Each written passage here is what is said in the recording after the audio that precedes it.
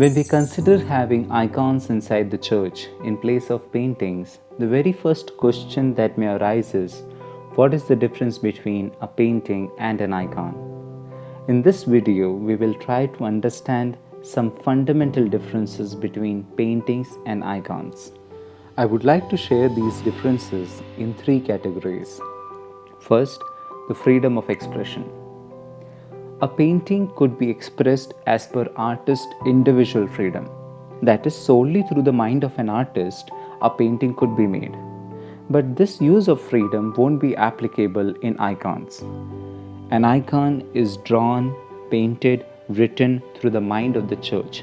So the church writes an icon, the church paints an icon. Icon is painted as an expression of the faith of all believers, no exceptions. So an artist, an iconographer is not drawing his or her own interpretations, but that iconographer is drawing the interpretation of the church. But what does this mean? It means that whatever is being painted is according to the belief of the church. We must know that iconography is used for pedagogical purpose also, to teach about the faith. And that's why St. John of Damascus expresses it by saying, if someone asks you to show your faith, place him before the icons and they will see your faith. Second, theological differences. Iconography is theology in colors. So whatever is being expressed in icons will be theologically relevant and complementing the theological understanding of the church. For example, many of us have seen a painting of Jesus having a sacred heart. An iconographer who paints what the church believes while making an icon, he or she won't be using Sacred Heart in it. Another example is paintings of Mother Mary without Child Jesus.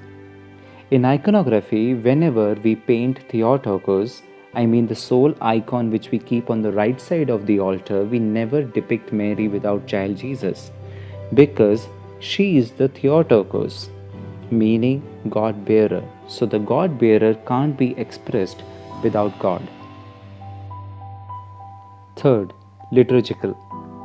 Iconography is liturgical, not just because it shows you a transformed reality, but also because of the process. All the iconographical traditions and schools have their own process of writing or painting an icon.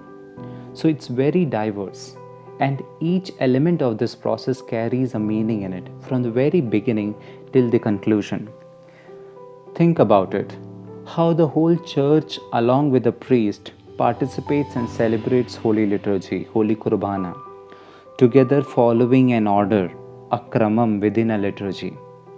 Similarly, an iconographer performs a certain order, a kramam, while painting an icon, along with the whole church. He just don't merely go and paint something. He is actually following a kramam, an order like a liturgy.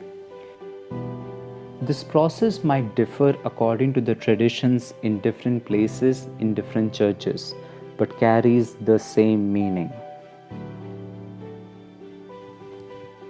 Lastly, would like to share what Dr. Paulos Mar Gregorios, the great Indian theologian, said regarding the difference between a painting and an icon. He said, a painting shows the absence of a person, but an icon shows the presence of a person. So the icons of the saints, Theotokos, along with us, shows the presence of the whole Christian family coming together, praying together in the Holy Liturgy. Along with this, we must also know that the icons are culturally influenced. It developed organically in different places like a language. Perhaps we can talk about the cultural influences in iconography in another video. These are some differences between an icon and a painting. I'm not against paintings, even I paint. But when it comes to a liturgical purpose and for teaching about faith, I prefer icons, because icon speaks the mind of the church, the interpretations of the church. Dear friends in Christ, In this series of Graphe, we try to explore the meaning and learn from different icons, artworks, and paintings. So please support Graphe by sharing and subscribing to our YouTube channel.